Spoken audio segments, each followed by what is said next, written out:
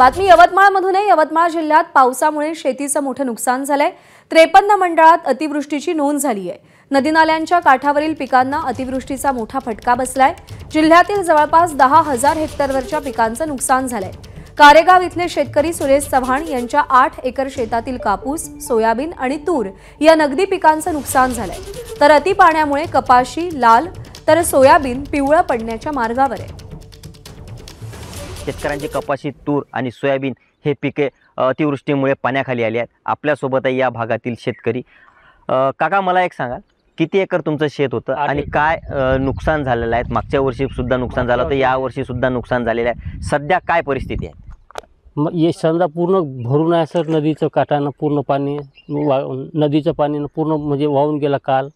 आताही बी पाणी चालूच आहे सर, आणि त्याच्यामुळे काही पराठीचं काही येणार नाही म्हणून हे आहे सर। किती एकर तुमची कपाशी, तूर, सोयाबीन होतं आणि काय उत्पादन अपेक्षित होतं? पराठी आणि सोयाबीनचं, तूरचं अपेक्षित होतं सर।